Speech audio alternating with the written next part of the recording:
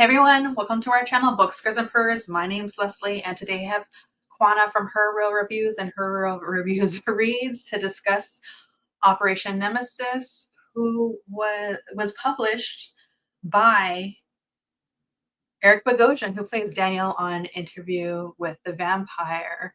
We're reading this as part of my series where I snoop onto the shelves of our beloved characters on AMC's adaptation of Anne Rice's The Vampire Chronicles, and reading what might potentially be on their shelves. There are prompts. I have curated books in case you want to read along with me, but if not, you can pick something up from your own shelf or a library.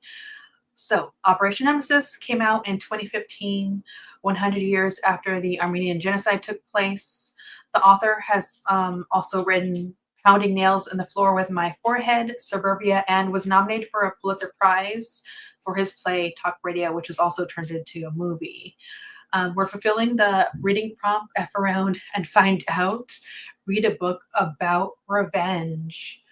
I'm going to go ahead and just tell you a little bit about set the scene, the synopsis of the book before we continue.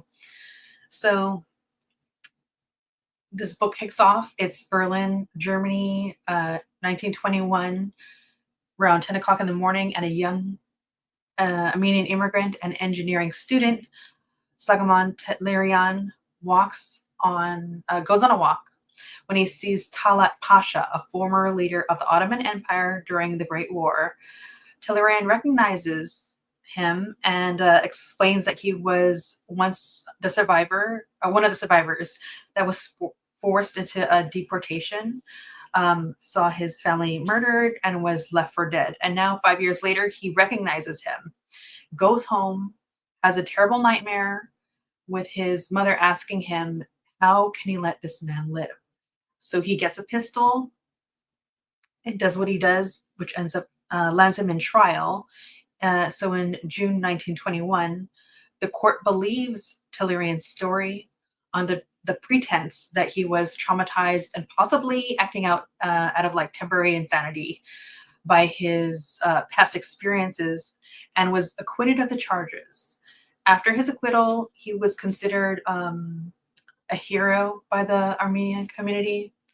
This story was very much posed as like a David and Goliath story, but this was, for the most part, what happened was fabricated. Tehlirian was sent to Europe from Massachusetts, and he was actually a quasi-trained assassin, a part of the larger team compromised of small businessmen, diplomats, spies, to not just carry out this like particular mission, but the group went on to assassinate like 6 major Turkish leaders, including Talat, which was the first person. Quanna, thank you so much for taking the time to read this book with me, because this was a lot. This was a lot. It was. Thank you for inviting me. Yeah, of course. Would you mind telling everyone about both your channels? Yeah, so hey guys, I'm Quanna. I have a channel called Her Real Review where I talk about movies and television, and then I started a sub channel called Her Real Review Reads where I talk about movies primarily that are adapted from books or books that are going to be adapted into movies. Both which I'm enjoying. I don't know how you do it. Um, I don't get a lot of sleep. Yeah. I'm still getting used to this comment format. I'm just going to go ahead and pop in and say hello to everyone. Lynn, Mad World, just finished reading the book, so I'm glad they're able to read it with us. They read a lot of like history, nonfiction type things. Thanks for stopping in. Darfelina, thank you for being here. The way I rushed this week to get my hands on this book to read it. Well, Yeah, thank you. I had to do like you, and definitely I had the audiobook and I had the physical book because I was like, well, this is a lot. This is a lot. I'm not used to reading nonfiction. Yeah, I was I listened to it basically the same way, and then I wish I could have done it the whole way through, but, like, part 1, I listened to twice, and I wanted to do that with, like, all the other, parts. Mhm. It was just, like, time-wise, I couldn't, and there's just so much.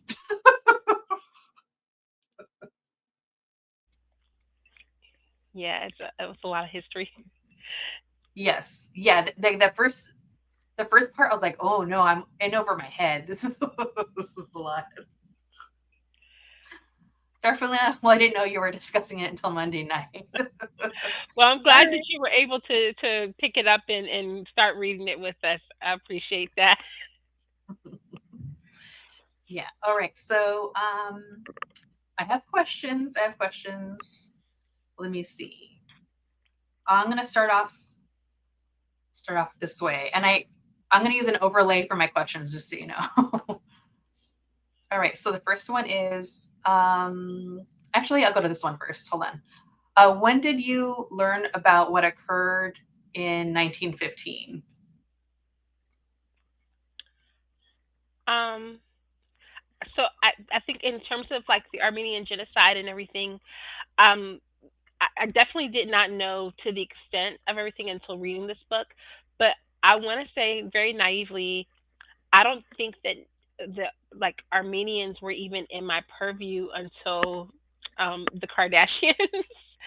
um, Yeah. like, but like at least I will say this for my own defense, like when the Kim and the family like first really became popular after her father's passing, like in the early 2000s. So in the early 2000s, I kind of remember learning about it then. But also, I was in college at the time, and I was a poli sci major. So subsequent to like me learning about them, I was also learning a little bit about some of this in my international politics classes. Yeah, a there's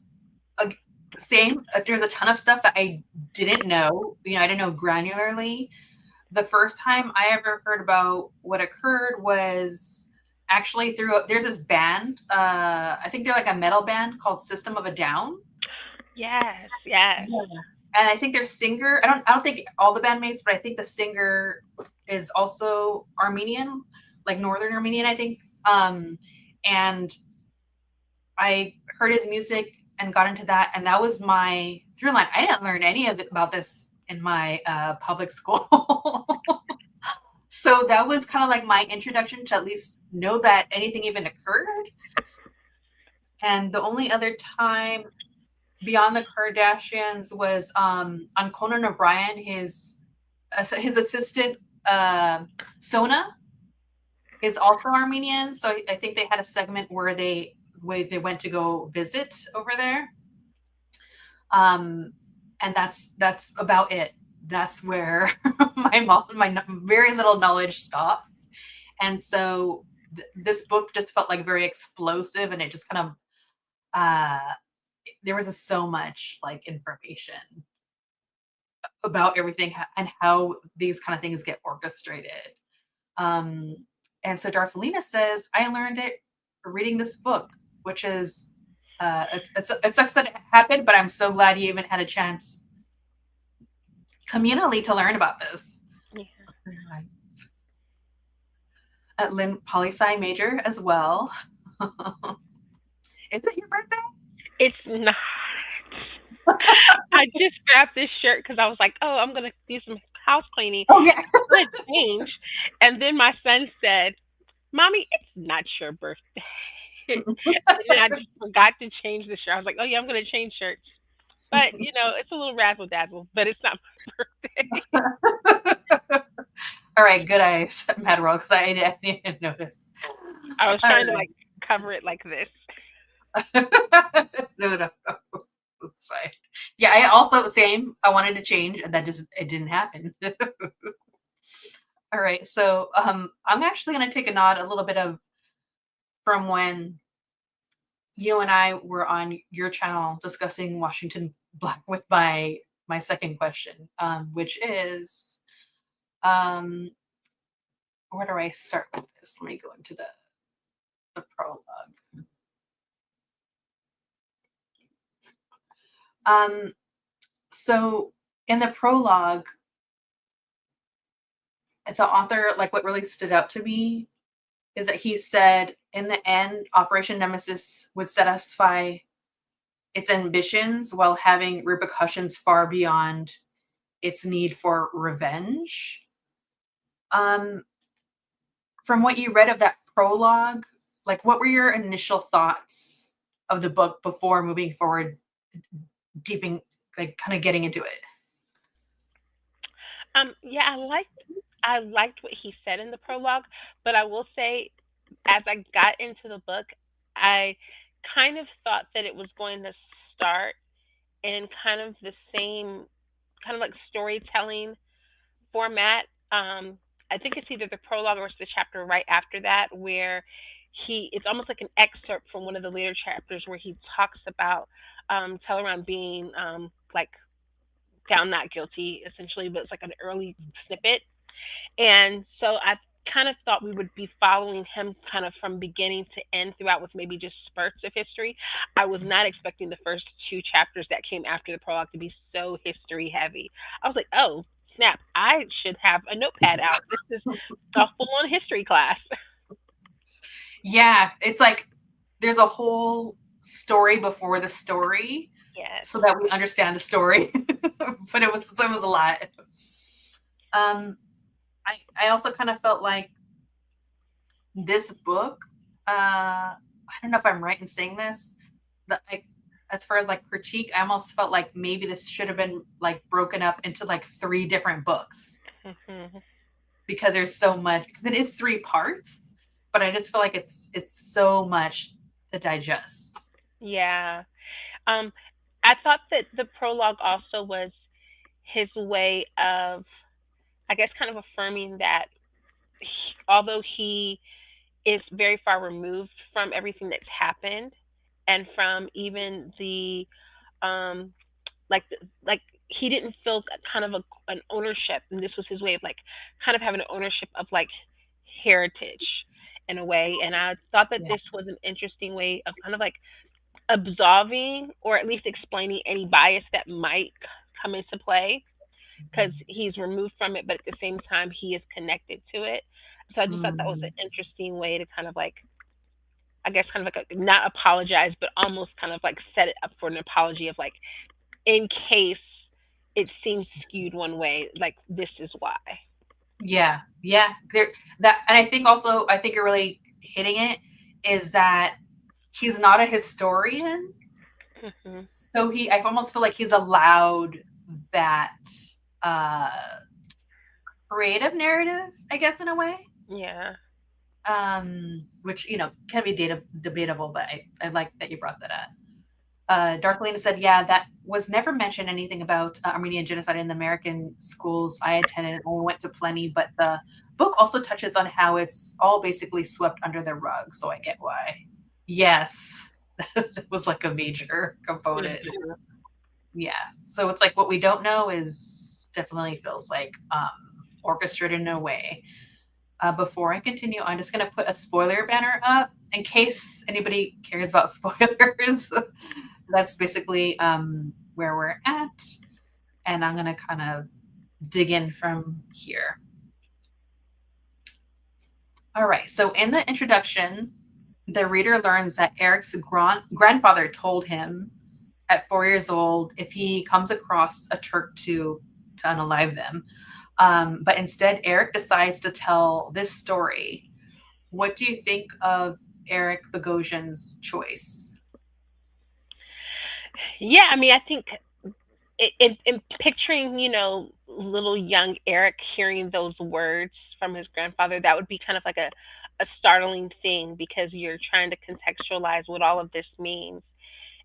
This history that is so far removed from you, and why you should have, I guess, certain biases. And I think what he wanted was a better understanding of like why why his grandfather would feel that way, but then also unpacking just like the full history, the full scope of that, because you don't come to, as a kid, you don't come to those biases and to those feelings on your own. You come through it from a lived experience, and he doesn't have that shared lived experience. So it was his way of kind of diving deeper and I think understanding his grandfather's perspective. Yeah. Also, yeah, just really trying to understand.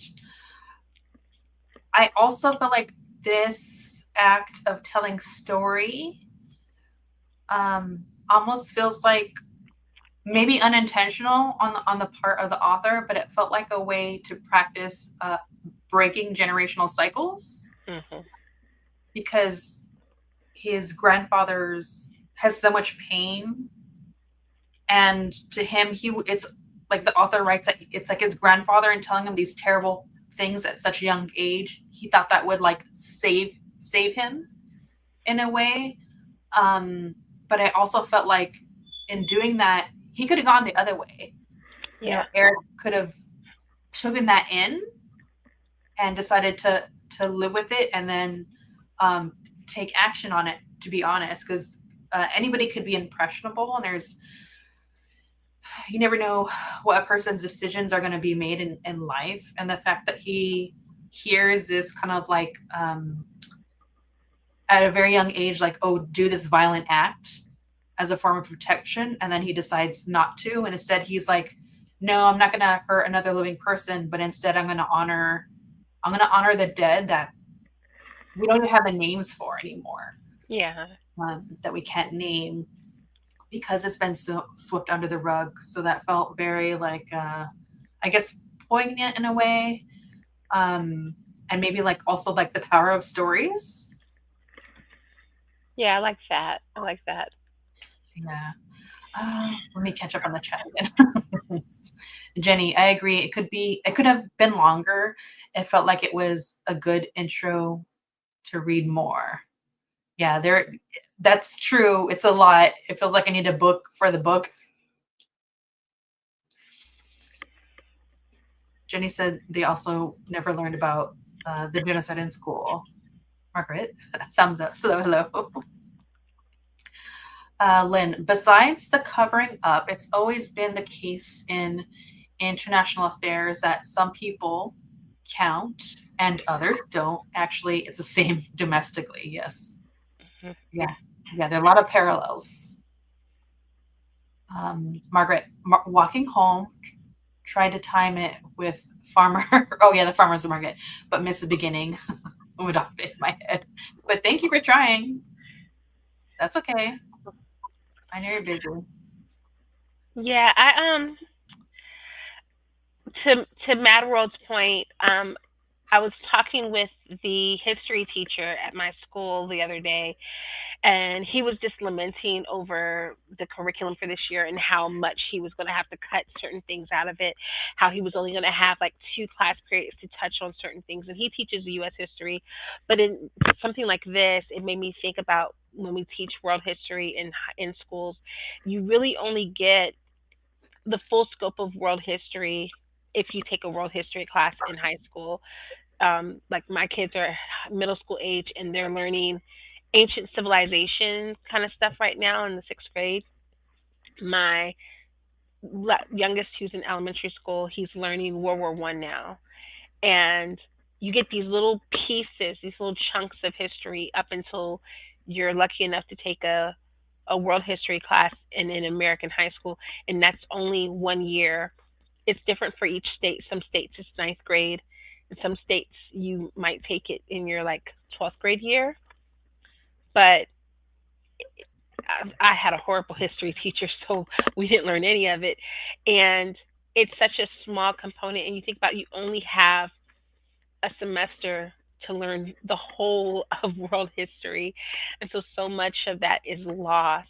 Um, and of course, most of that is going to be the things that the textbook creators feel directly connect to perhaps being what's being taught in other classes. So it's so sad because these things, these huge significant moments of history that he was, teaching us in this book, so much of it I only knew because of things I've watched or read. Yeah. Um, and also the history books feel very much like, or to be honest, they're told by the victors. Mhm. So, like, how you're only getting so much of the facts or the honest truth of what happened. And I definitely felt like when my daughter, or she's like just started college, but when she was like in middle school, and I remember us picking up her books, I think at least I felt like I like some alarm bells were going off, and so I really anteed up like my attention to what she was being taught, and then I felt like I had to do the work to counter that because Mhm. some of it I'm like, this isn't really what happened. Like, you have to learn it for school, but I don't want my daughter to go out in the world thinking that what she read was like the full truth, you know? Yeah. There's definitely some glossing over and making things seem rosy. And so, yeah, it's a lie, you know? I'm sure you know more because you're like an educator, you know? Yeah. Margaret mentioning about her, the athletic director. I mean, no tea, no shade. I feel like that is a lot of history teachers. They get either they go in as a history teacher, but they get picked to coach a Mhm. sport, and that becomes the school's kind of focus because we got to win this sport to bring in money or what have you, or they are a former athletic teacher who they want to take out of that, still teach, still coaching a sport. So literally the same thing happened with me. Is my world history teacher, who was also my geography teacher, he coached wrestling. So we literally just watched bootleg movies the entire year of my 10th grade year with geography. And then when I had him for advanced placement world history, we only cracked open the book one time. And that was because the principal was coming in to observe. No tea, no shade. Your teacher did what they had to do. Yeah. I didn't mind it at six, at 15 or Yeah, 17. Now I'm like, gosh, I wish I knew more about the world. yeah, yeah, yeah. That's how I feel now, definitely. Yeah, because I wasn't paying attention back then. Um, Jenny Jable said one of my high school histories was drunk all the time and only yelled about Vietnam all year. But that's all I learned for one whole year, just Vietnam from a drunk guy. That's wild, Jenny. But you know what? Speaking of tea, Leslie, here, kid plop. Here's your supplemental reading list. Truly, we were always talking about like the history segments. I was like, oh no, Margaret. Lynn, world history was only ever European in my experience, even in university and taking politics. Not a word about Palestine, Iran, Nigeria. Yeah, yeah, always the same countries and people. Yeah, and so you're getting a different experience because you're in Canada, right? So I feel like it's probably like Eurocentric, but I guess I kind of feel like the same thing happens here, huh? That's wild. Wild. Let's see if I can remember which one I was at. All right, this one, I'm gonna add like a little bit of summary before, like a little preface before I ask the questions because there's so much info. They won't all be like this, but just this one because there's so much information. All right. So in chapter one, we it's called the Rise of Empire. We learn about like a theological identity and how that's accumulated into political identity. The Millet system, which is basically how like Christian Armenians and the Jewish populations were treated like second class citizens.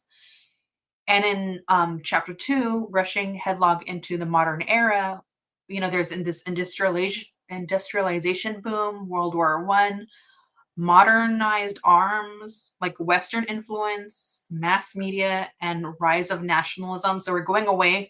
There's kind of like this mixture and tension of like religious identity kind of being morphed into like national lines. So there was just a lot to take in terms of like how uh, Turkey was sharing the same space with like Jewish, Muslim, and Christian. And also like going into chapter 2, because of westernization, this millet system, it couldn't hold, because now this merchant class was rising economically, and also nationalism kind of gave way to Turkey, then like creating this uh like racialized system. So now Turkish people, separate from Armenians, are now like a race. Um, so there was just a lot to digest. So this is one of those where I'm gonna basically just ask like what stood out to you, because there's so much information. Um, I don't know that one particular thing stood out, but at the same time that I wasn't expecting it to start with such a dense history, I do appreciate that we got that history lesson. And I'm currently teaching Othello in my English class, and so one of the plot points is that Othello is a Moor. They're fighting. It's Venice is fighting against Turkey, and so there's lots of references to the Ottomans and to the Turks and things like that. And so I was like, oh, this is really kind of apropos that I'm teaching Othello right now. And so much of this information I did not know.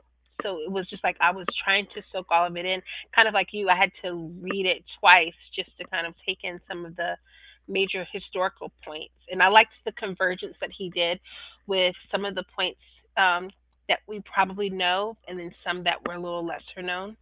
Hmm. And then like this is around the time that uh I know the abbreviation. I know what it means, but I know what it stands for.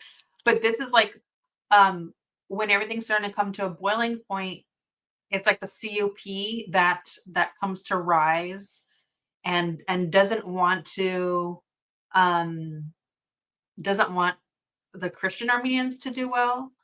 Um and I thought that was like interesting that there's these shift, and there's also, I didn't put it here, but the author mentions like how even like the church, because the church looms large at that time.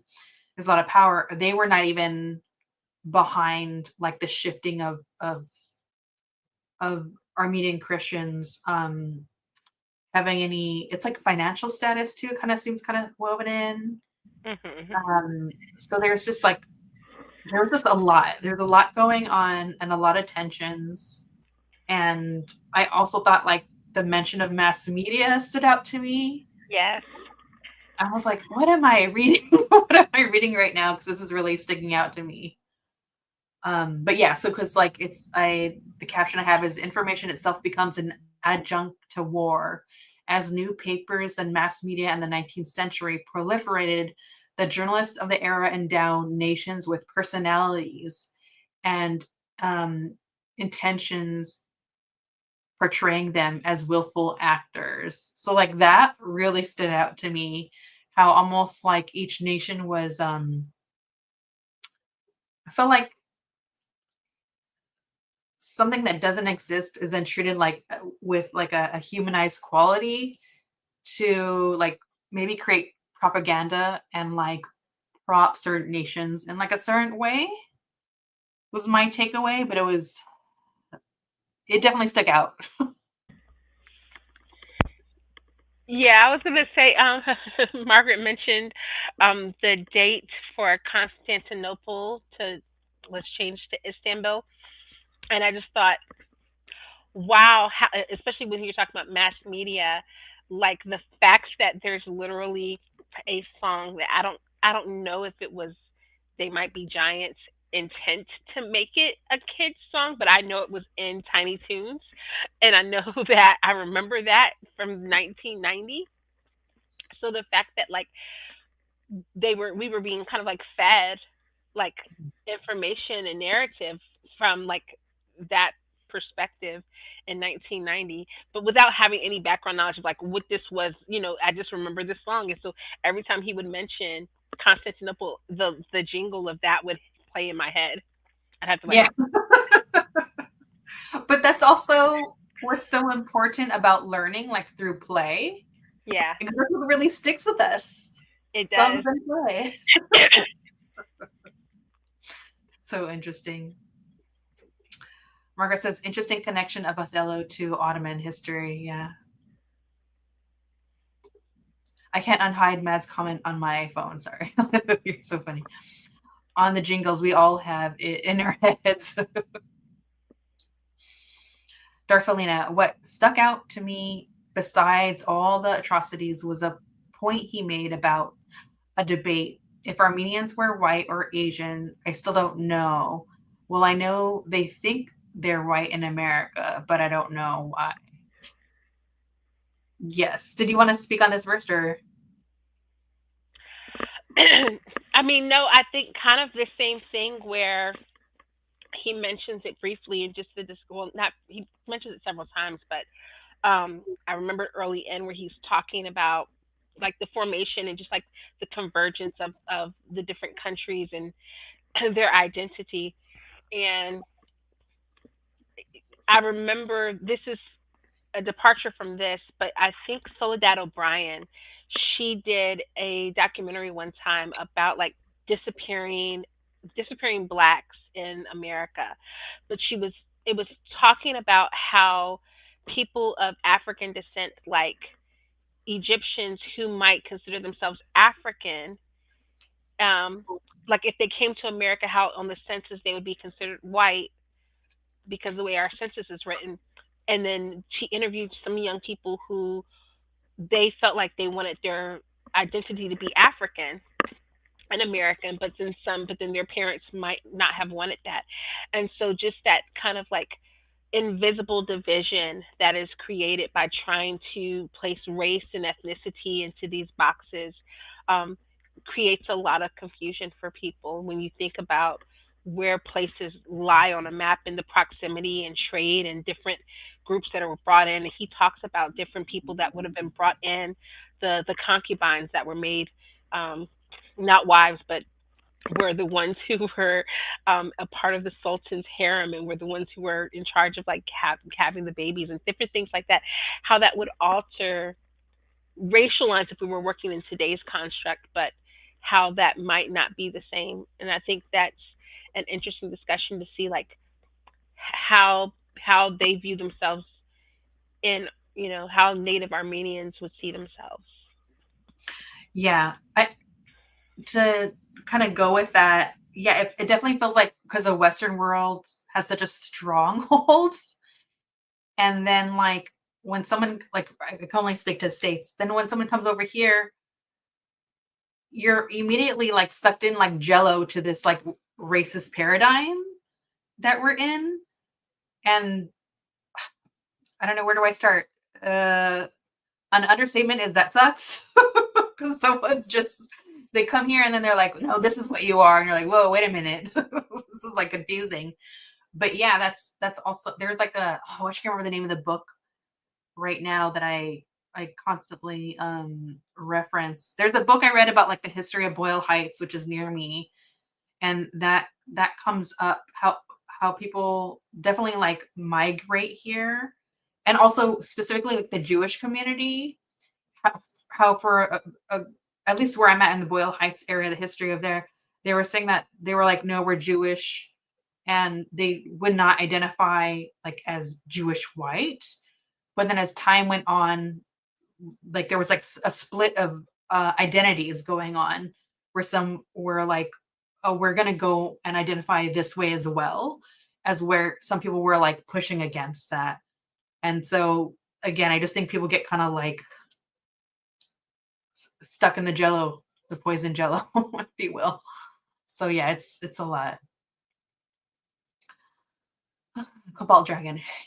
Oh yeah, here to boop the like button. Yeah. See you later. Thank you, Margaret. I just understood what you're saying. I was trying to figure out on my end, but I don't know how to do that. I'm sure she'll figure it out. Let me see. I'm going to move on to the next question.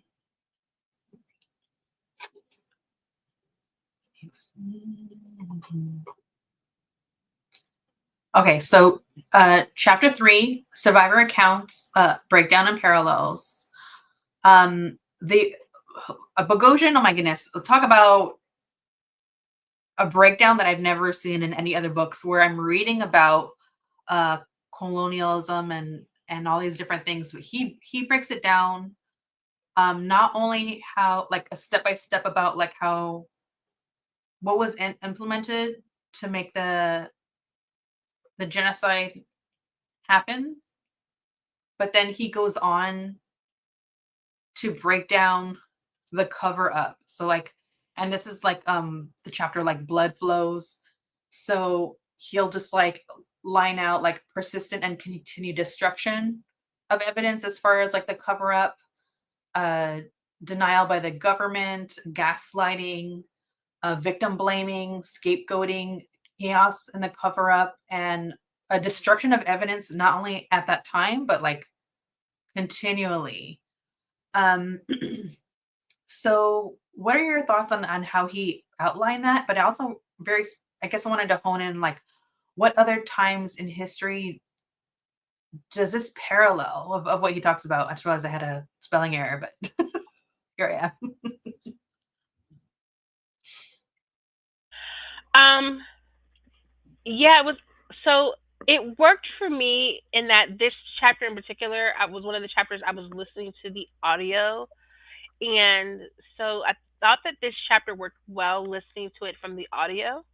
Um, Oddly enough, I was able to kind of follow along with it better than I did when I was trying to read, and so the. I ended up reading chapter 4, but I listened to chapter 3. If that makes any sense, it's a little weird. um, and so I liked the structure of this chapter, um, but it was interesting, like getting because you're getting all of these accounts. Um, so suddenly it's a little bit less of him kind of consolidating information and more of these like kind of accounts from people, and excerpts from different works, which in the audio at the end he goes through all of the references and he's telling you where he's referencing, and I just thought it was so funny because it's the first time I ever heard an audiobook do that, like have a chapter at the end where they tell you where everything is coming from, and I was like, I bet you were regretting chapter 3 right around now because he was like having this long laundry list of references. um the only thing that I could think of, like, of course, historically, that this really reminded me of, um, there is a book that I'm going to forget the name of it by, um, oh my gosh, why am I blanking? Zora Neale Hurston, and it's one of her, um, one of the books where she's like giving more history and mythology and things like that. And so it kind of reminded me of that, where it's like more of a collection of different stories that had been shared and passed down. And so it kind of reminded me of that because she's trying to kind of catalog these things before they were lost. And so kind of her more of her anthropology type work, and it kind of reminded me of that. Mm. Yeah, I felt like I've read other either fiction or nonfiction books. You know, I'll use a Memory Police as an example because I just had like a buddy read recently with that book, and that was like speculative fiction, science fiction, and there's so much to dig into that. But I felt like, and it was also written in almost like a vague way. Like the author didn't want to pick a part of the world to have this take place in. Um, and I felt like it was like the author's way of letting anyone in the world identify with like what we're reading right now in this book. And so what I'm getting at is that there's all these books that create these great discussions, but I really liked chapter 3 because I felt like he's putting a name and a breakdown to what's going on. And I felt like just like the Memory Police, that author wrote something vague. This author is writing something so specific, and I really feel like it's just the blueprint. He could have called chapter 3 like how you commit atrocities, like, and Yeah. how you cover it up, because that's he really is outlining that for us. And I had like a very much like um for some reason, like as horrifying as a survivor accounts are, I think I somehow had more of a visceral reaction to seeing someone break it down in such a cold way that I feel like you could take this and just like map it onto any time in history for these kind of atrocities going on, and it'll apply with such accuracy um, to really call out what it is. So I was just like, I felt very like appreciative of it, but yeah, I just felt a lot of things about that. I'm gonna catch up with the chat. Mad World says, what's also fascinating is that no country or people have a pure identity. Borders change, different cultures interact, migrations are never ending, yet nationalism is obsessed with purity. Yeah, yeah. We see that. We see that today. Jenny says the cover-up was almost as messed up as a brutality, yeah, that occurred. It was wild to read about. Also scary to see how countries could learn how to do this type of covering up. Mm-hmm. Every tongue got to confess. I don't know if I understand. Oh yeah. Is that the book you're talking about? I think she's talking about. I was talking about Mules and Men, but Every Tongue Got to Confess is is very similar in the structure of it. I'm gonna write this down. You said Mules and Men, Mm-hmm. and then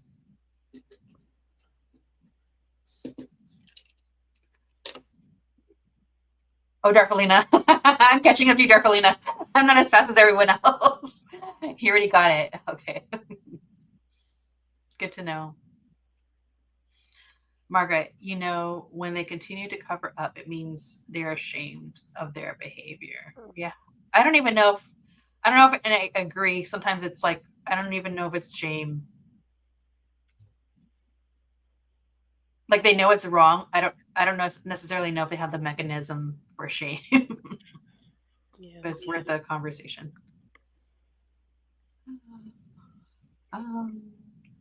One day I will learn how to operate.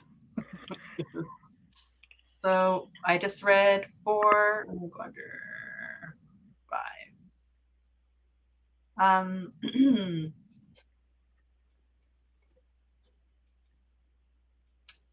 This one? Did I do this one? Which one is this one? Oh yeah, I did that one. All right, so the hunt. Okay, so there's 2 chapters. There's Tehlirian goes to war. And so we learn what the horrors really that Tehlirian witnessed. And in chapter 5, the ARF, Armenian Revolutionary Federation, they want the revenge. So the plot rolls out and we learn of British involvement. The author writes on page 160, 161, how we learn that Britain, but their involvement, I'm going to have to read it because it's so wild. So this is page 160 and 161. And so the author wrote also like putting in this operation. Also, though the Nemesis operatives did not know it at the time, in a classic case of the enemy of my enemy is my friend, the British viewed the Tashnag agents as allies. The British were keeping an eye on Talat and were following the Armenians as best they could. Old hands at spycraft. The British had no compunction about employing or embedding assassination if necessary. Not only Talant, but Enver, too, was in their sights. The British were determined to counterbalance any moves that might threaten their hegemony in the East. So Mesopotamia, Persia, and India. They were well aware of the pan-Islamist intentions and had even encouraged them when they were at war with the Ottoman Empire. So you just kind of see how everyone's playing their hand. And what stuck out to me is, yes, this operation is in play, but there's these layers of who knows what. Like it's true spycraft. Yeah. So they're assembling this team, but I don't even know if this is like I don't know how to wrap my head around this question, but it almost feels like, do you think the ARF would have even worked with the Brits if they knew their loose interests and involvements? And do you think that Tehlirian would have still been involved? I mean, I think Tehlirian would have still been involved. Um, I think that now, whether or not the ARF, um, there were some things that were really just kind of like dominoes that just kind of fell into place that shouldn't have worked in some aspects. And so I do think that where maybe like the organization would have had to figure out, the collective would have had to figure something else out. I still feel like Tellurian would have wanted to be involved in some way, shape, or form. Yeah, it definitely feels like yeah, I think I keep going back to spycraft because it's like this level of like of playing chess. And but in Tehlirian, we have someone that is the pawn in it. And it's I don't know, I think it's just wild that they even treat him like a pawn in the way that they do. And also like how you mentioned his guilt. So here's someone that's so guilt ridden. And really it's like survival's guilt, right? And so to imagine that you want to do something that maybe you feel like is revenge, or just you just want to be able to take some sort of action for something that like could never be undone, but you're working for the very people that have like a vested interest in everything that went down. And it just was wild. Yeah, there's that part where they're talking about how he's like widening his circle, like how he's trying to get more and more involved. And he's trying to kind of like basically scope out the people that he's meeting to see like the impact that it's had on them, like if they're as impacted as he was. And so that's the part where I think he was always going to be like try to make something happen. Whether or not he was going to be successful, I think a lot of things just kind of fell in his favor. But I think just to even be aware situationally of like how it was impacting him in a very different way than how maybe other people were being impacted. That was something that just I don't know, but that stuck with me, like that line.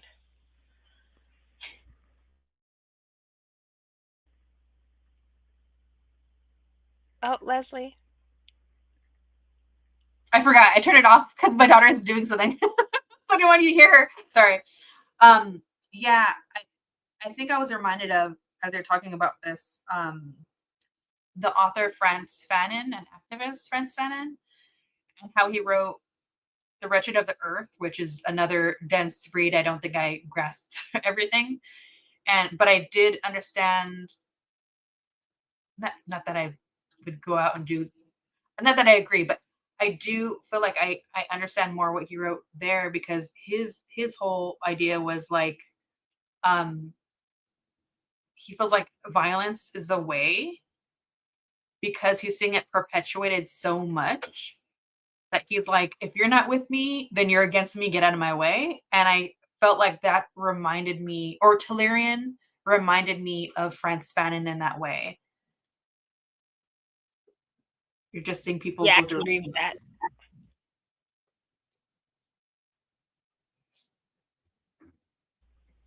Yeah, I definitely can agree with that. Yeah. Sorry. I hope you feel better. Thank you for doing this, because you're like, I'm trying to hold it together. I don't know who to blame, if it was the kids at school or the kids in my house, but somebody's got to take the fall for this. Someone's little germy hands. It's bound to happen. Oh yeah, yeah. Okay. So then Darfalina said, I don't think they're ashamed of anything. They just want everyone under the sun to revere them instead of seeing them for what they truly are, a scourge. Yeah, that's my perspective. I agree. Jenny says, I'm interested in reading Sagaman's autobiography. Yeah. I don't know if that will put me on a, on a watch list that's probably too late. But also, I watched some interviews with Eric Bogosian, and I don't know if you're gonna get like the full truth because that's definitely like a time, like a you could a time capsule of him also, as far as I know, still going along with the story. I think um that he said in trial, basically, is what I remember. And so there was a whole other book that was written in French that the author came across, which really uncovered like who Tehlirian really was and what happened, among other. But it was just like, papers littered around the world, and he had to read them in order to cobble together like this book and try to figure out, like, after reading everything, wherein lies the truth of everything that's going on. All right, so I think I did 4. Let's see, where was it? Okay, so I did the hunt already. The trial. So there's so much that was like so incredibly had my head spinning about this. One, Tehlirian, actually, this is a little part of chapter 6, but Tehlirian was caught on purpose, which I did not see. I mean, like, when we learned that he is at some point in this book, I was like, whoa, what's going on here? Germany was culpable and also had interests. This whole what the assassination took place in Germany, at Berlin. And what really struck me was how Tehlirian's story was framed in the trial. So yeah, Talat had been stalked, murdered, and Tehlirian was caught on purpose. So I want to know your thoughts on Tehlirian being caught on purpose, and also Germany's interests. Sorry, I was trying to scroll back to. I put a bookmark because I have like the little electronic Kindle version, and I was trying to find my bookmark because I knew I had left a bookmark from that chapter because there's a line that I wanted to talk about that kind of connects to this question. Um, but yeah, I this was the most interesting chapter to me, just like the layout, the fact that we get um the dialogue, the transcripts essentially from like the trial. And I did not know that it was going to get that detailed, especially being like the structure of some of the other chapters. So that was like a surprise when that kind of came up. Um, in terms of him getting caught on purpose, um,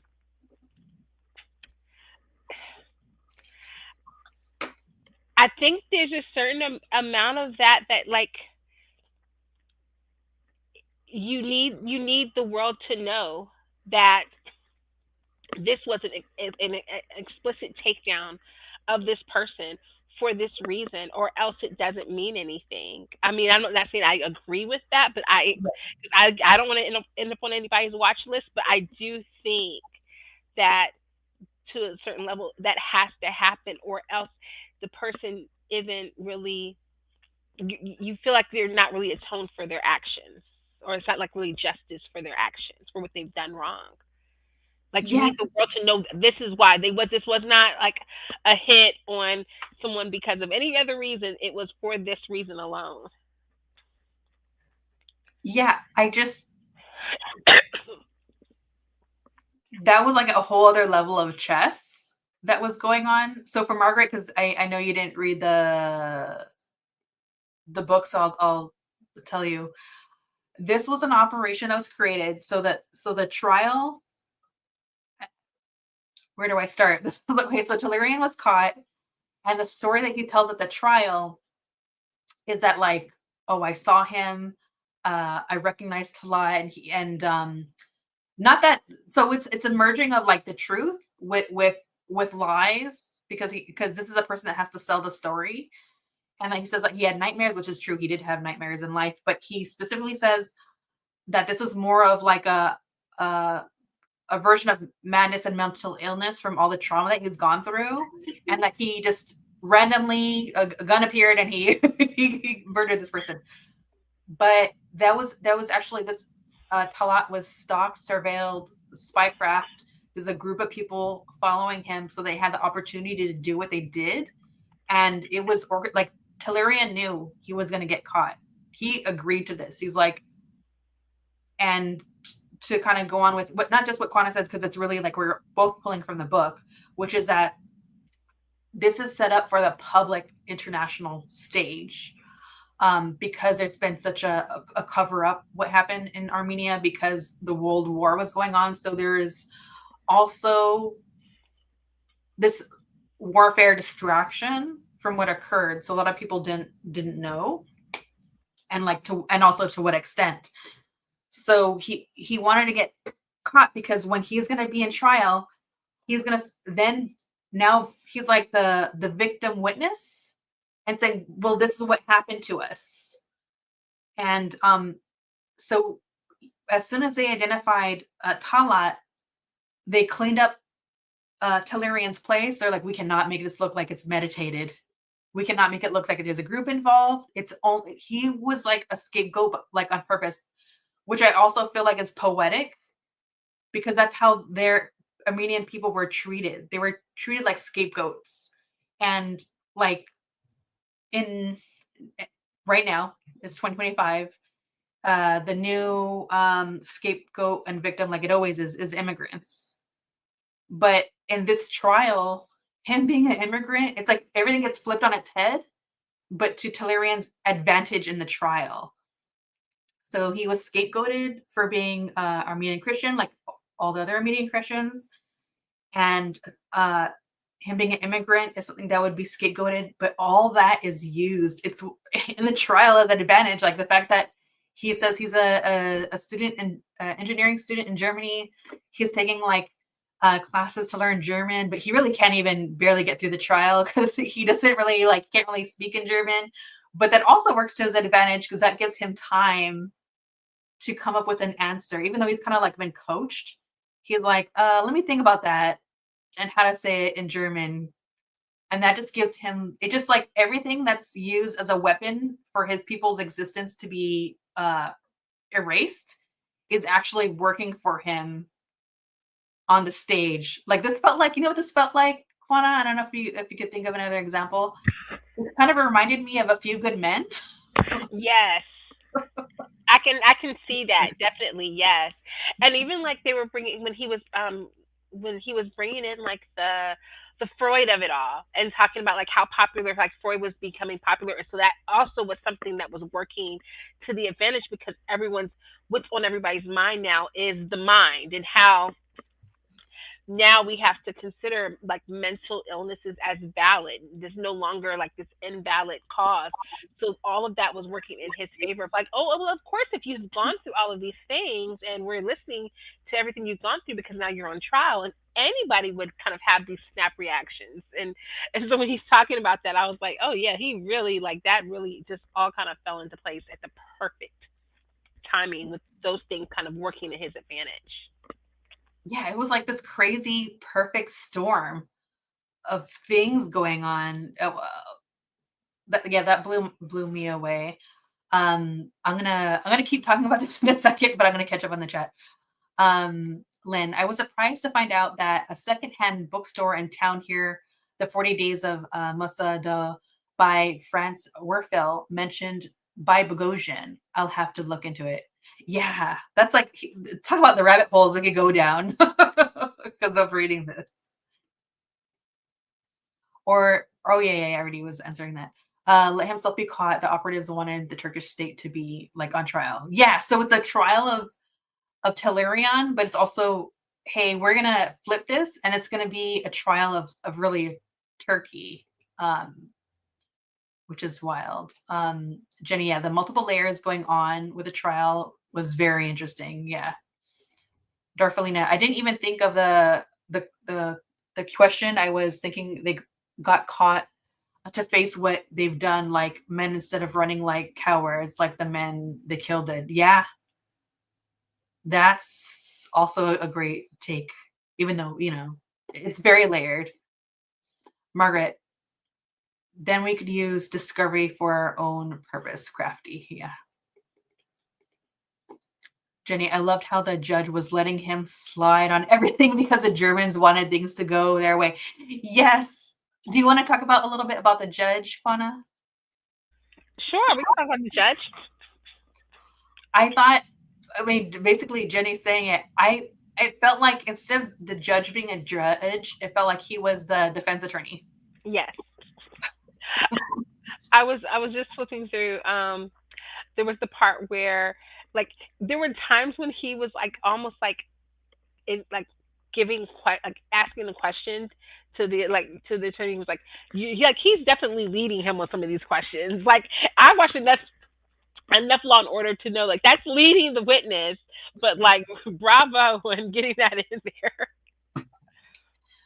And the things that they just got away with, like, for instance, yeah, he said he was an engineer and that he was taking German classes, but he get like it's so obvious that some of the things, definitely a chunk of what was going on like as far as like the international, like how do I say this, the court of public eye worked for him, but also what didn't work for him, the judge was just gonna like maneuver. It was like so crazy. I was like, and it's so interesting because then for me, I'm thinking like, it's not like the judge did this like just on their own. There got to be higher ups Yeah. that are, what is it, money? Is it terror? What is making him make the choices that he did in court? And Bogosian doesn't really answer that for us. He's only observing it and letting us know what happened during that trial. Yes. I don't know what page this is in the um, print version, but like there's this part where it talks about how the judge was treating him with kid gloves, fearful of like triggering one of his epileptic episodes or whatever. They were like they're trying to get the trial done, so we can't do anything to set this kid off. We have to get this done and over with, so we can't press him too hard on any of these things. Yeah, that's so like, yeah, there's definitely like you could hear the violin in the background. It's wild. I'm just gonna catch up on the chat a little bit.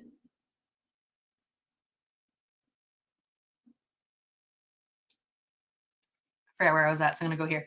It's important to realize how the operatives did not act without the permission, even help from the intelligence agencies or foreign countries. They had self-interest in mind, which goes on all the time. Yeah. Darcelina had me cracking. If I'm ever on trial for anything, I want the judge to be on my side just like that. Yeah, very Law and Order. Bogosian did a good job of pointing that out. Yeah, yeah. I do also like the way that he frames it so that it just leaves room for discussion, and he's not necessarily inserting answers. He's just like, this is kind of like the clues that I'm trying to connect in a way. It kind of lets us, the audience, go from there. And Margaret says, I don't know, maybe it can be a timely donation from the American Airlines pack. Turncoat. Indeed. I don't want to remember if I get everything. Oh, Germany and their culpability. It's interesting because then in some ways there was like a German official, right? And the author writes that like his very presence gave like a gravitas and importance to this trial.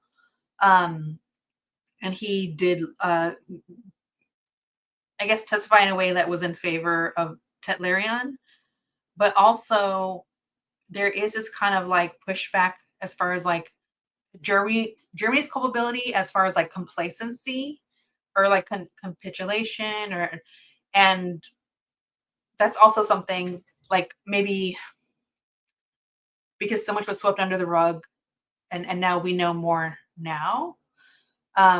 again, it just feels like these higher powers are like playing with pawns because they have bigger interests, which is like the oil and the land, the minerals, the railroads. Um, did anything else stick out to you about that part? Yeah, I think just what I was thinking of in terms of the time frame, right? And so this is happening in between World War One and World War Two, and we know that before the tide really starts to turn again in Germany, where there was this brief period of time where like Germany was like seeking to like reclaim its public image for a short period of time before things went left again, and that the fact that this fell during that time frame where it was like they were looking to have the like have those officials kind of be present and do it in a certain way to make it seem as though that there was like order, and that there was like being almost put like on the global stage of like, because all eyes would have been on them in that period of time.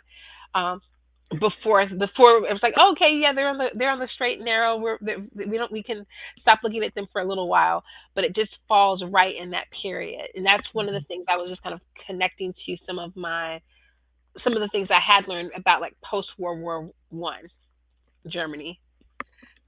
Yeah, and it's so, because also that makes me think back to what was it, chapter 3, where the author like lays out like the blueprint of how to enact such atrocities and then the cover up.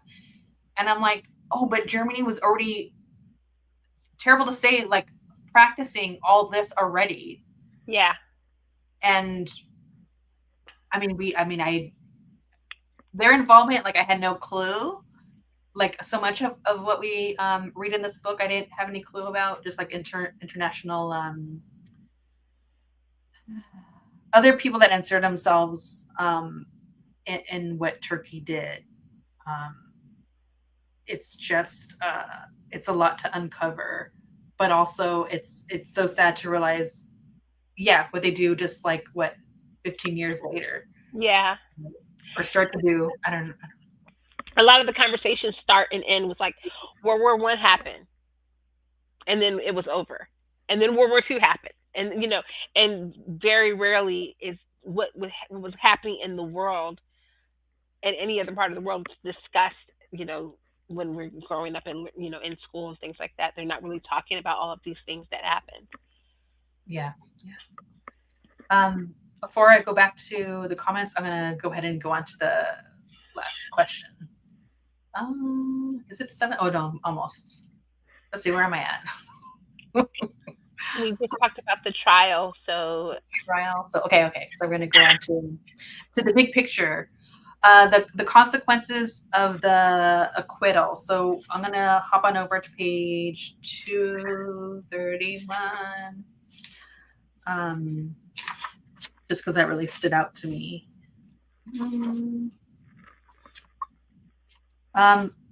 So Tehlirian is acquitted, and there's a journalist in the Times headline says they simply had to let him go.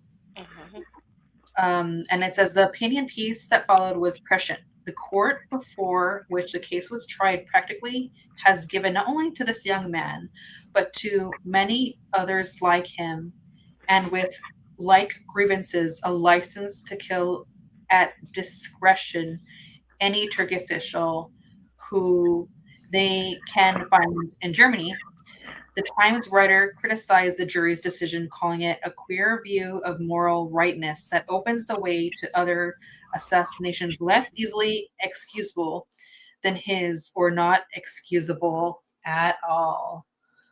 Um, and so I thought that was an interesting critique, because actually that he's preluding something that ends up happening, which is once this acquittal happens.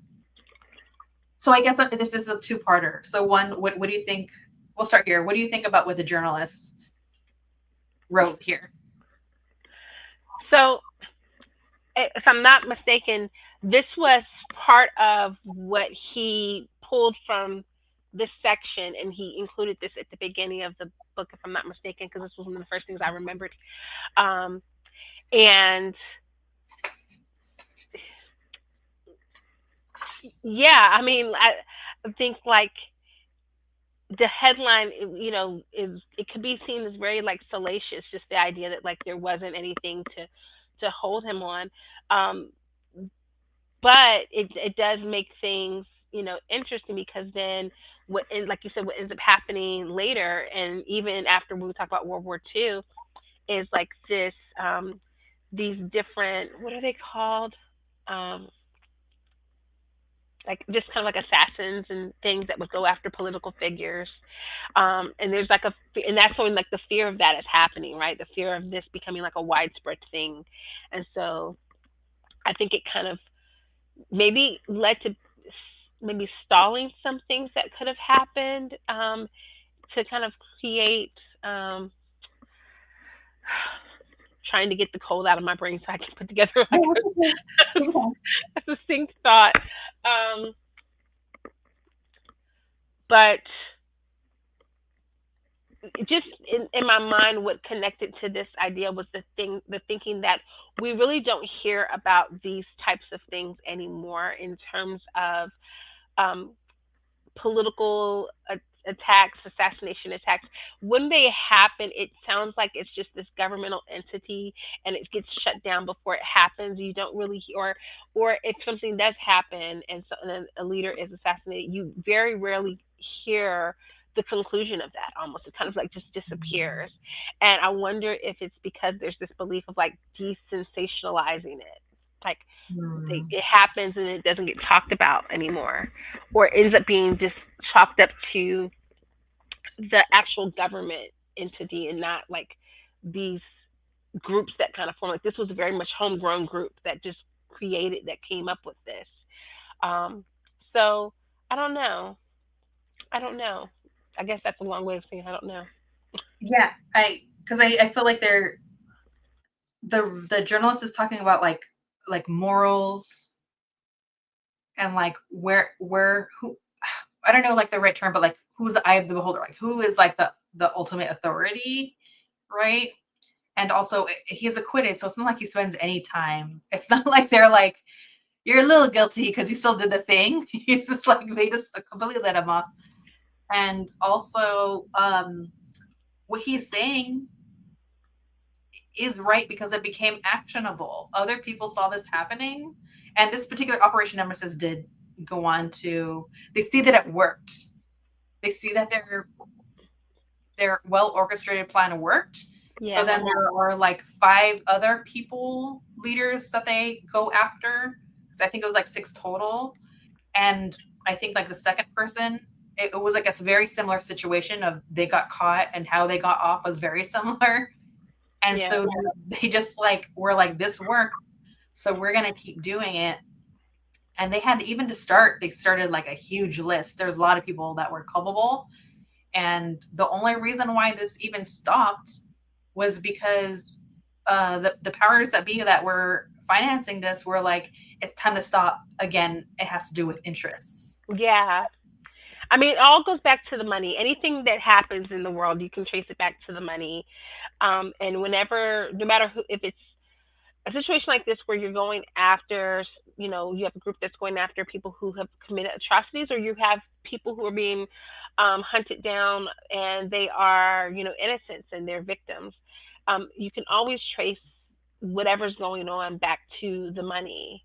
I know, like with what's been happening in Chicago, and now what's happening local to me.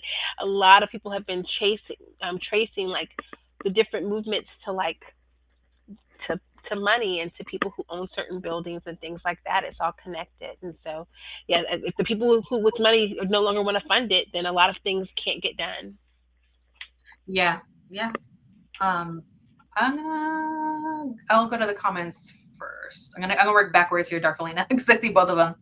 Um, Interesting how some people were strict about the assassins being held responsible for their actions while having no words, presumably, about the leaders who were responsible. Yeah, yeah, for genocide being punished.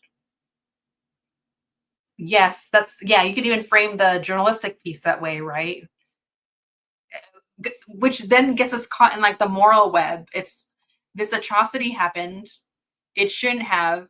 And so I understand how people could feel like someone's got to pay for it. Like, I've seen my whole family, they don't exist anymore. My culture is being stripped away. So then it's like, but when does the buck stop? Does this buck stop once the victims try to take revenge? Like, why didn't we just not do the thing? How about not mass murder? Yeah. So And there's never really a good like with like the creation of the UN and everything like that, like even with the UN, there's not really a mechanism that really works for discussing how these kinds of atrocities are handled. Like if it does come to an end, what's the next thing? How do you heal this group that has been annihilated? How do you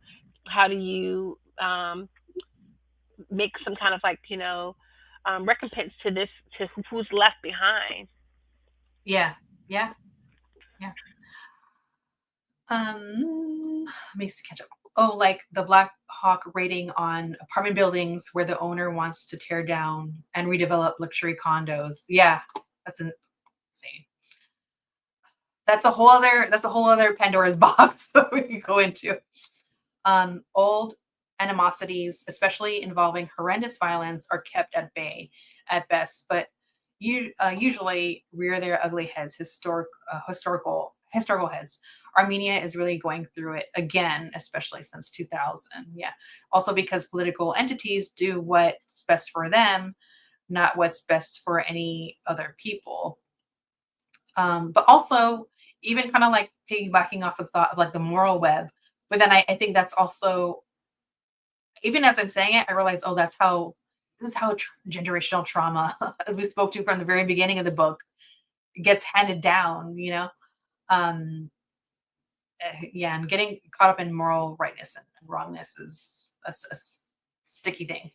Um, Margaret, sounds like German court did a good thing for the Armenians and then an interwar period, but you're telling me it was for money shocked. Definitely not right, because not only did they plan and order the genocide, they were lurking in the shadows, trying to get back on top so they could finish what they started.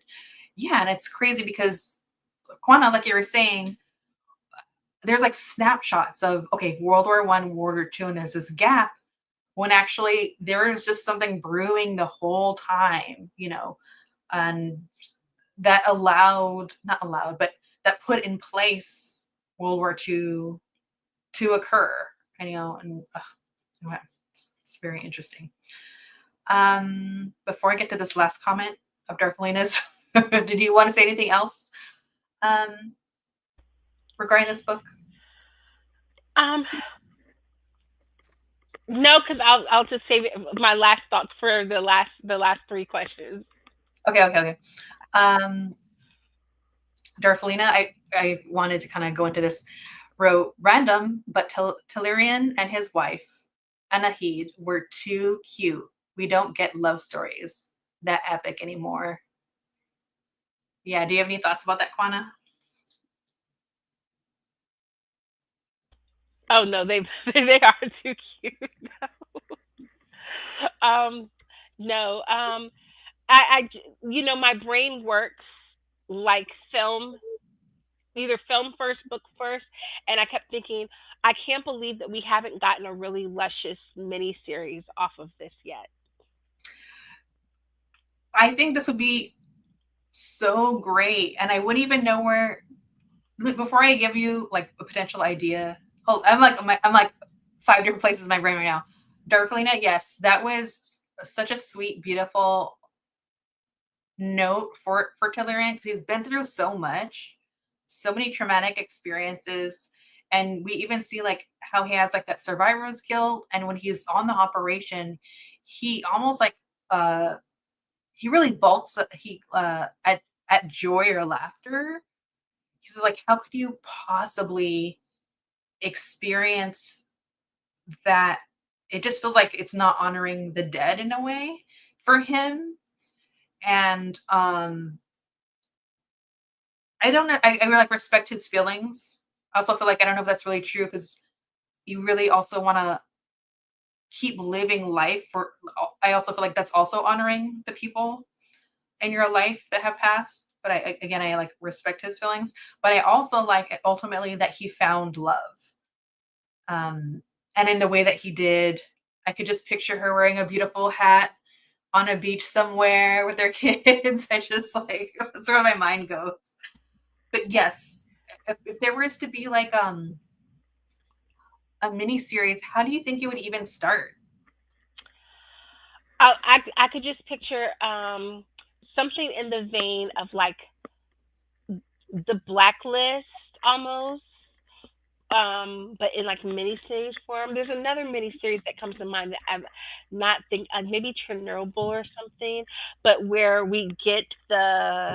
um we get the assassination, and then we work backwards from that to get like the stories of like the individuals connected to it, the primary members that would make up like Operation Nemesis, and then like we kind of get pieces of their life folding in with like flashbacks of like um throughout the series, but I can just get like the tone of it, like very kind of like, you know, spy thriller kind of tone to it.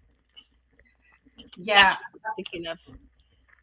sorry. Yeah, I was also thinking about that show with Jessica Biel, Sinners. Did you see Sinners? Yes, I didn't finish it, but yes. Okay, I know what you're talking about. Yes. I like that kind of framework because it's already showing us that a crime, it's not really about who did the crime. It's about like the why. And so Yes. I think that would also kind of like, I think it's very similar to what you're saying. That would be a great way to start off. Like we are sitting with this crime happening and then like the unraveling from there. But yes, I don't want it to be like chronological. I definitely think it needs to kind of go back and forth and dig into like the intimacy of the people and the atrocity, you know. Yeah. I think that would be great.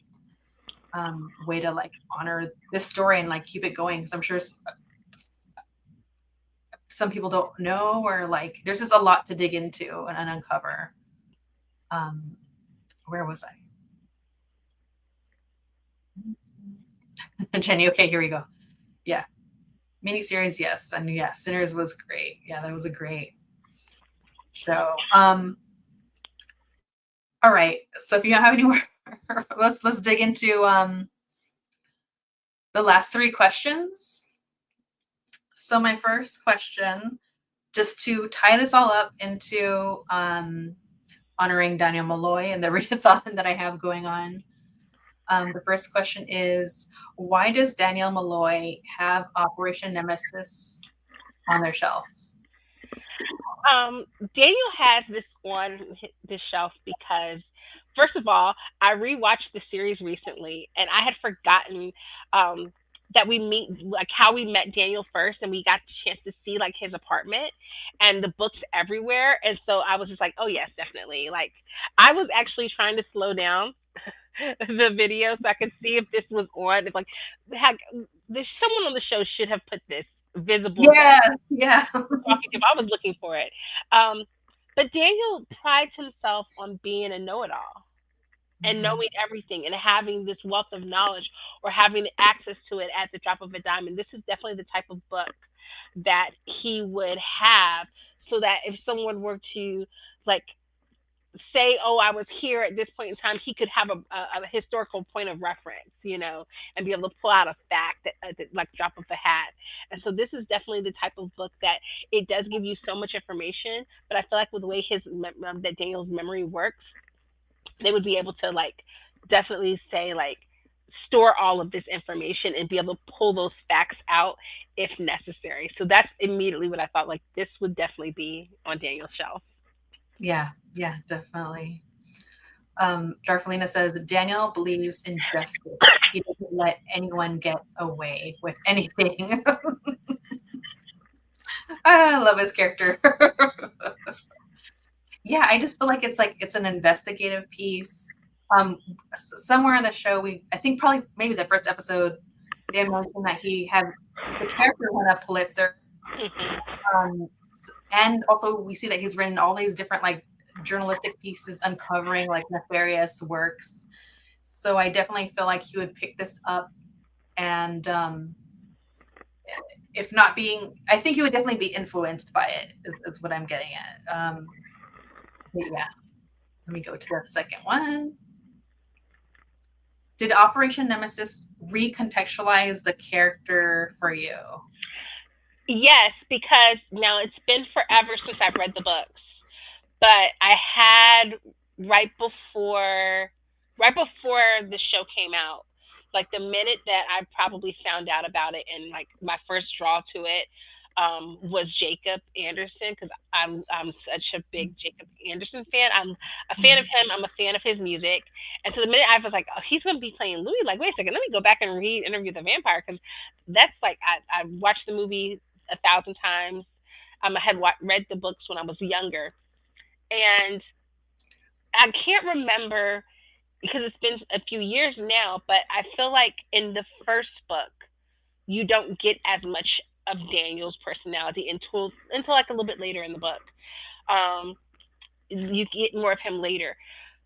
I felt like reading this book and especially listening to the audiobook and having Eric be the one reading it, I was like, oh, they really drew from who he is, like his essence, his aura, to shape this version of Daniel that we have. Because, like, no offense to Christian Slater, but like that his version of Daniel is like nothing burger. Like they could have had anybody in that role because we get so little of him in that adaptation.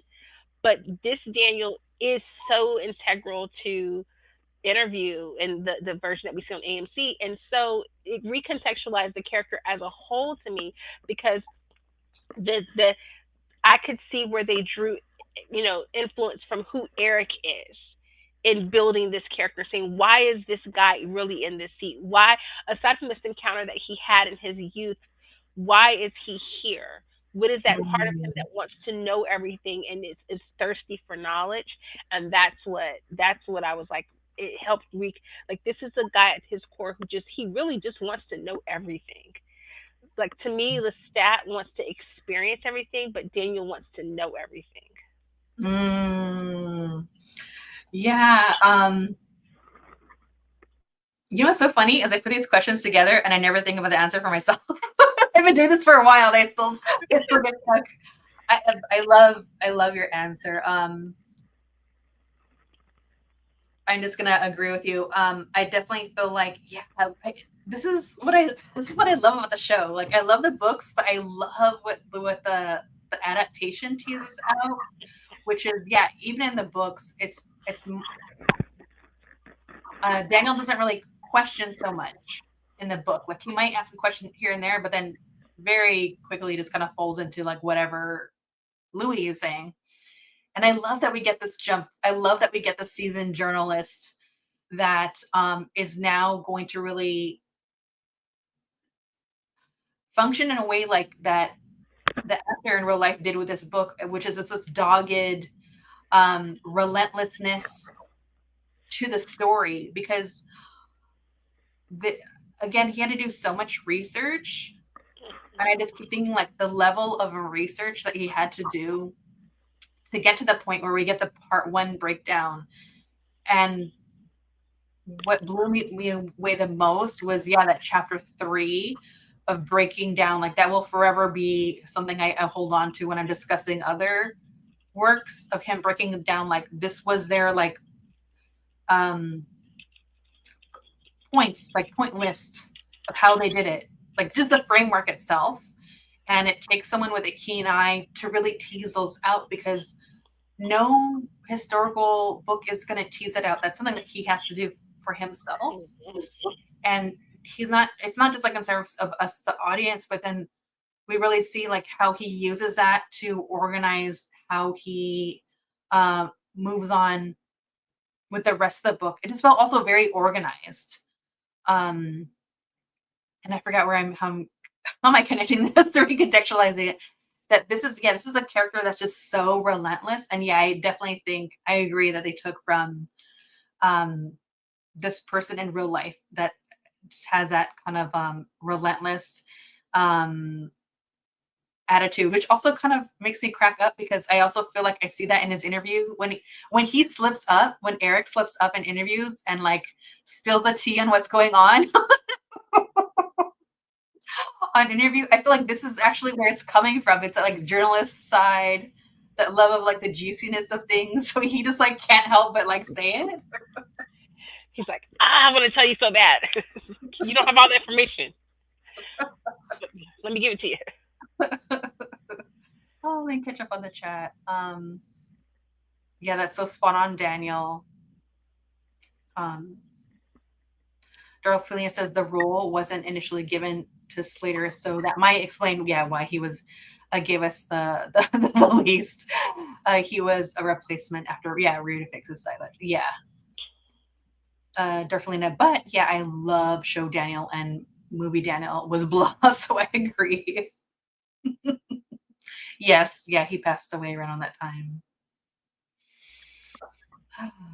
Okay, last question, which is, what book would you recommend to Daniel?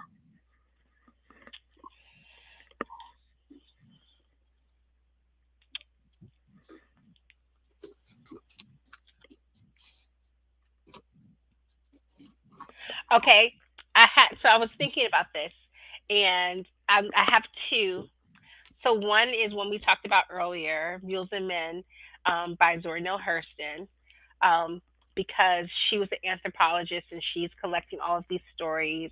And the other one, because I have to offer him a fiction book, is Matt Ruff's The Lovecraft Country, because I feel like I love a fictional story that draws from historical events and kind of takes you on a scavenger hunt for real life events that have occurred. And I feel like that's what Lovecraft does.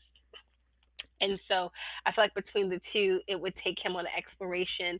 Um, Very subsequent to the time period of um, show Louis. So early 1900s, America. A lot of that stuff's going on, and so I would take him. That I think that would help contextualize some of Louis' behaviors as well. So I would recommend those books to him. Yeah. Also, I'm going off on circling back on a tangent. Should I tell you that when I started listening to Riley Ritchie's music, Jacob Anderson's handle it under his, I was like, this is so Louis coded. Why? There's one of his songs, "Aristocrats," I think is what it's called, and I love the video for it. But I swear, I haven't been able to figure it out yet. But I swear that the melody of that song is used in one of the seasons, in one of the episodes of Interview from like Okay. season two. Like I was every time I hear it, I'm like, this sounds like something I heard in Interview, and I need somebody. I need to be able to interview somebody from production to tell me if that is the case. You know what? I don't know, but I'm telling you, you're on the right track because the composer, uh, he's even said that for season 3, because he's listing all these influences, and he's definitely said Riley's Ritchie is in there. Um, and so I think he pulls that, and he's listened to like Sam Reed and Jacob Anderson's voice, and he thinks about that when he's composing, because he's trying to contrast their voices and their melody. I'm totally going off on a tangent. Another thing is, I'm hoping this is like my fangirl theory, is that I know television show Louis, like the real him, would never sing, he would never perform, but I'm hoping that Dream Louis sings to Lestat at moments in like when he's like putting together his album. I don't know why for season three, why we couldn't. I mean, because let's be for real, like we're going to season three, it's gonna be a little ostentatious. We're following Lestat now. This would be the way to, especially if the award shows are going to continue to ignore our boys and not and pay them dust anyway. Let's just lean into the campiness and get a musical episode. And I just agree. And I like, yes, I'm here for it. Like, get a musical episode so we can get Jacob Anderson singing. Oh my gosh, that would be so amazing. I mean, I have to stop myself because I'll keep going. I'll be like, and another thing. But I'm on the hunt. I just wrote down your theory down. Also, one other thing, BGTF, Black Girl Talks Fangs, has like golden ears, and she's like on Instagram, and she's talked to the composer. I think she has it also on like YouTube, where she's talked to the composer and asked some questions. But she can string together things that like I just don't have that I don't have that skill set. But she will hear a song in season 3 and be like, "Oh, well, this is actually part of Louis' song, and this is Lestat's melody." And I'm like, "What? I don't know." Like I can't pick it up. But since he said that, I'm gonna listen to that. I think you guys would have a great conversation about that. Anyway, so I will That's finally amazing. answer the question. I will But, circle back to it. but also, I just want to shout out his. I love all of his stuff. Like literally, I have like a Yeah. Riley Richard playlist on my YouTube, like that I play at work sometimes. But it's not my favorite song by him, but it's the one that's the most emotional for me. Is "Time in a Tree." I cannot listen to that song without crying, and it's like some like his voice cracks at certain points where you can tell like he's feeling it, and I'm just like, I Yeah. want to give you a hug. That also feels like my introverted anthem. Yeah. Any introvert. I mean, it's beyond that, but it also that's something that I get really taps into. And also on social media, the edits with Louis and his brother to the song "The Last Time I Saw the Sun" from the Sinners soundtrack. Yes. Yes. Oh, So I'm so glad you mentioned Sinners. I'm gonna go. Do you know? Okay, so Mad World, and I know Mad World and Margaret are gonna know this. My favorite author, that I can't stop talking about. He I follow him on Instagram, and so he mentioned it that Sinners. I don't know if it's like a special edition. I don't know yet, but Sinners released their vinyl, and it comes with like a book, and there are like probably like a handful of contributors. And so my favorite author, Hanifa Duraqib, is one of the contributors. You know, I'm busting out my credit card. I am gonna go there because I want that book. Like, oh, soundtrack, but the book too. that's literally like going to be on my Christmas wish list. You're like, someone's getting this for me. Someone is getting this for me. Okay, so I will answer. What book would I recommend? Since you did two, I'll be indulgent because I did have two, and then I was like, "Be good, Leslie." But I'll bring up two. These are two books I haven't read that are collecting dust on my shelf, but I want to get to. So I thought they'd bring them up. Since Eric Bogosian decides not to commit an I guess you could say like a violent act, but instead tell a story in on honor of those who have passed, and so I think there's a significance to stories, right? So there's a book called The Truth About Stories, a Native Narrative, and so Thomas King is a Canadian author that's also a native, and so he writes and here it says stories are wondrous things and they are dangerous. In his widely read and frequently taught The Truth About Stories, native novelist and scholar Thomas King explores how stories change who we are and how we understand and interact with other people, from creation stories to personal experiences, historical anecdotes to social justices, racist propaganda to works of contemporary Native literature. King probes Native culture's deep ties to storytelling. With wry humor, King deftly weaves events from his own life as a child in California, an academic in Canada, and a Native North American, with a wide ranging discussion of stories told by and about Indians. So I definitely think that that's something that would be of interest to Daniel, and also because he interviewed Louis and he knows that he's being told a story that Louis wants him to be seduced into, which is like his perspective, his narrative that he's trying to sell. He's trying to sell that romance of him and Armand real hard in season 2. I think this would be something like on par with his own experience on the show. And secondly, I got like an advanced unedited copy of something that I still haven't read. It's been a while. and it's called The Whitewashed Tombs by Kui Kori. Um, and it's like, I think it's it's an Emin Jian investigation. I still haven't read this, but the back really interested me, and I grabbed it from a store. It wasn't like a date with a book, but it was just like I didn't know what I was going to get basically. And so on the back it says Marcelo is a young LGBTQ rights activist, and they're butchered one night after being lured on Grinder to a deserted building site with rampant homophobia in Ghana. Marcelo's father goes to the Sawa Private Investigator Agency for help. Emma is assigned the case, but quickly learns of a complication that prevents her from teaming up as usual with Jojo, her trusted colleague. Emma is the only one at work who knows Jojo is gay, and now he reveals something else. For some time, he was dating Marcelo, the victim. So it kind of goes on from there. So it really talks about like human rights in Ghana. And I haven't read it, but I definitely think it's also like this noir piece that feels like would align with Daniel very much. So That, when you were reading the synopsis of that, it reminded me of the books The Butterfly Garden. Oh, I haven't read that one.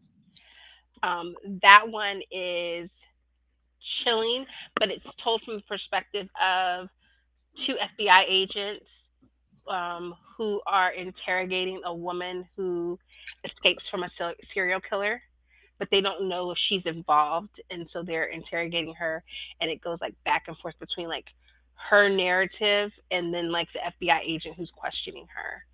But it's kind of similar premise. It sounds like from the back of that book.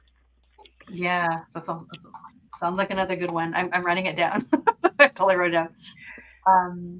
Definitely, I said great choices. You just perk up that musical episode. And yes, a close to Christmas. And I just started a King comes. Yes, he has. I like his sense of humor. I His books are very like I read through them kind of quickly. But I have a stack of his books I also haven't read that I gotta get to. Lastly, Quanna, do you have anything going on your channel coming up that you would like to discuss?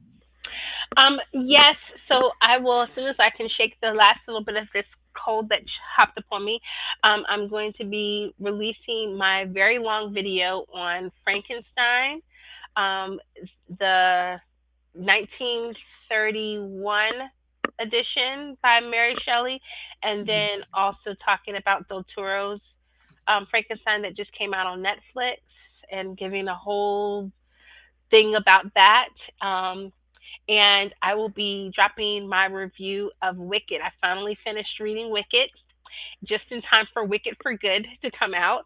And so I'll be talking about um, my thoughts on the book and then my thoughts or expectations for the book, for the part two film, and talking about part one. So, yeah.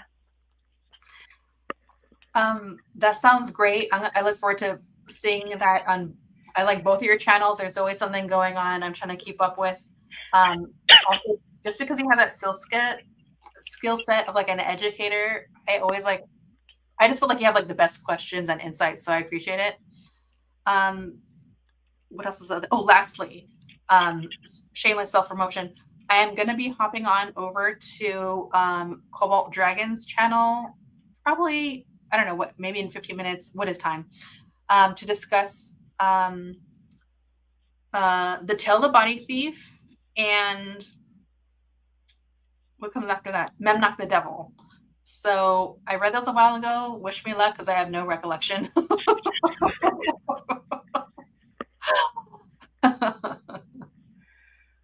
Oh, man. You were killing these books. Yeah, I'm lack of sleep. All right, everyone. Thank you, Quanna, so much for doing this with me. I didn't realize like how dense this was going to be.